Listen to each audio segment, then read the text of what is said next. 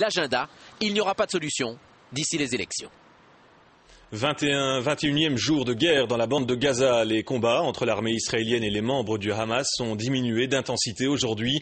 L'Égypte multiplie les efforts diplomatiques pour parvenir à un cessez-le-feu. Mathieu Coll. La guerre n'est pas finie, mais la pression est descendue d'un cran. C'était aujourd'hui la journée la plus calme depuis le début de l'offensive.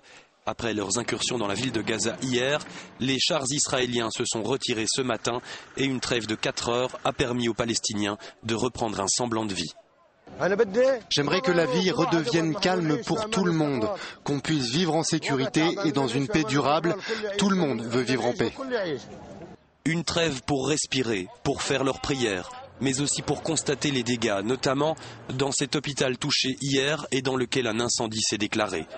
L'occasion aussi d'enterrer le ministre de la Justice du Hamas, tué hier dans sa maison dont il ne reste rien, juste un tas de pierres. À noter tout de même, à Hébron en Cisjordanie, une manifestation a dégénéré. L'armée israélienne a ouvert le feu. Il y a un mort. La guerre n'est donc pas finie, mais il y a un espoir toujours plus proche. Pas question de parler d'accord formel, mais ce ne serait plus qu'une question de jours. Le secrétaire général des Nations Unies était aujourd'hui en Cisjordanie. Il a rappelé l'urgence de la situation. Les combats doivent cesser maintenant. Il n'y a pas de temps à perdre. Si cela s'éternise, il y aura davantage de victimes, de pertes de vies humaines et de destruction. L'Égypte a demandé au Hamas de revenir au Caire pour discuter à nouveau sur le plan égyptien après avoir reçu la réponse israélienne, réponse dont on ne sait rien, mais la tendance semble positive. Pour preuve, l'accord conclu cet après-midi entre Israël et les États-Unis, il concerne la lutte contre les armes de contrebande du Hamas. Il faudra procéder par étapes pour arrêter l'approvisionnement en armes. Il faudra le faire en collaboration avec l'OTAN et les États voisins et accroître l'efficacité des mesures contre l'Iran, leur principal fournisseur. Cet accord constitue, selon Israël, l'une des pièces nécessaires du puzzle pour arriver à la paix. Le président américain sortant George Bush faisait ses adieux aujourd'hui.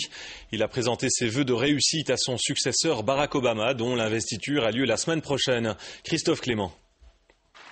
Un discours final qui boucle 8 années de présidence. Le message d'adieu est court, 13 minutes. Il débute avec un message pour le premier Américain de couleur à accéder à la fonction suprême. Sur les marches du Capitole se tiendra un homme dont l'histoire reflète la promesse immuable qu'offre notre pays. Ce sera un moment d'espoir et de fierté pour notre nation entière. Le président sortant dresse le bilan de ses 2 mandats devant une assemblée de 200 personnes. Parmi elles, des sauveteurs du 11 septembre, des soldats engagés en Irak et en Afghanistan. De guerre, de succès de sa politique étrangère selon Bush, qui laisse à présent le soin aux historiens de juger sa présidence.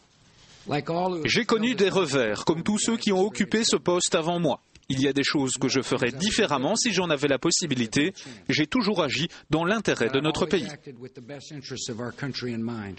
Bush est revenu sur des aspects controversés de sa politique, notamment sur Guantanamo ou les méthodes d'interrogatoire, des méthodes qualifiées de nécessaires.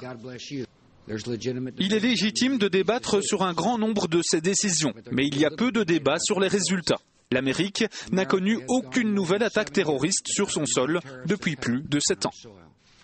Débuté avec le terrorisme, l'ère Bush se termine avec la crainte d'une récession économique, de quoi mettre à mal les avancées sur le plan scolaire et social.